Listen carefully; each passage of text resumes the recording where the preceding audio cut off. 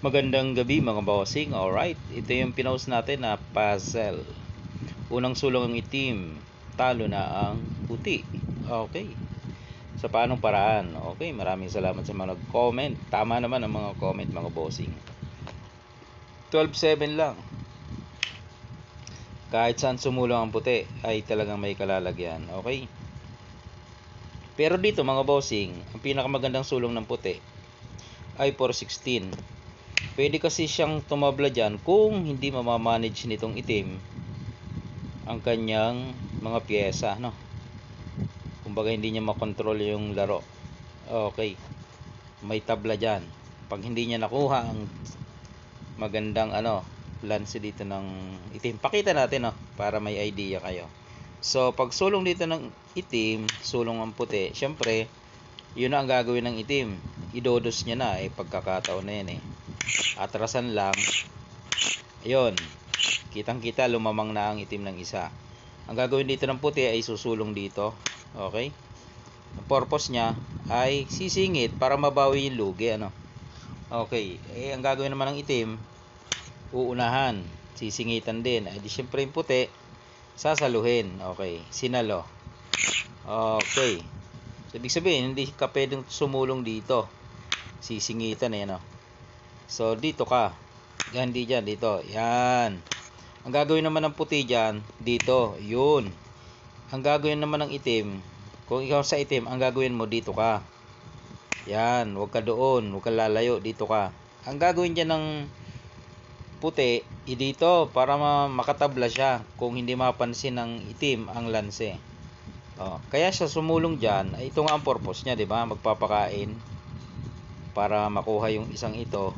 Quits. Parehas ang pyesa. Diba? Kung sumulong doon, ayun nga ang gagawin, pakain, madadalwahan, mamamarehas ang pyesa. Kaya yun lang ang chance dyan ng putik para makatabla. Kung hindi makuha ng itim itong lanse, pero kung makuha, talo ang puti. Paano? Ganito, pakain. Okay, pakain, dama na siya. Okay, pakain ulit. Saka mo ngayon ipapakain ng dalawa. Hindi pwedeng isang kain, dalawa yan, Kakain yung dalawa, obligado dos. Ayun. Yun yung sinasabi ko.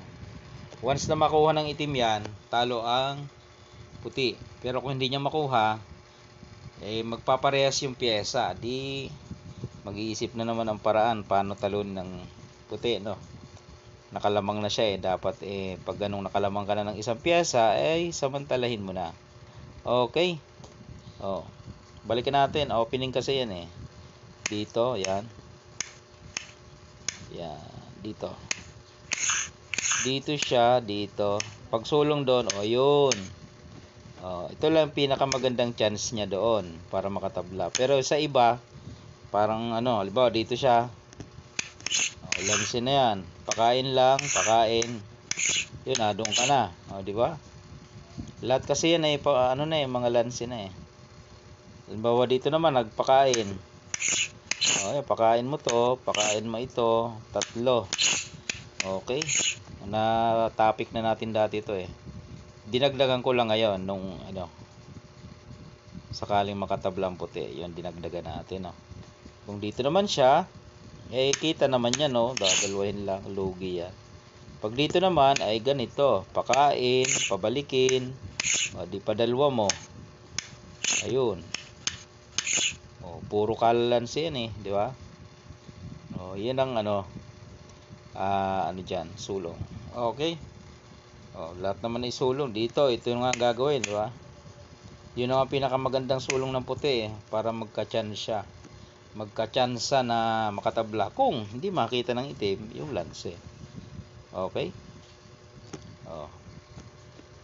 Ito yung good move dito ng itim. Ang bad move naman ng itim dyan ay dito. Hindi, kung sa puti ka, wag mo nang saluhin. Lamang ka na dyan Dito ka lang Pagkain niya, ipakain mo. Then, butas na yan pakain mo. Ayun. Tatakpan yan, syempre. Kakain pa kasi Then, ibubukas para makapture yung dama.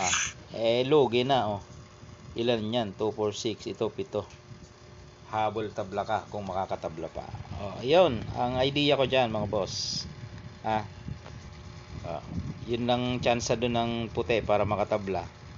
Pag hindi nakuha ang yung lanse kasi nagmistulang puzzle di ba?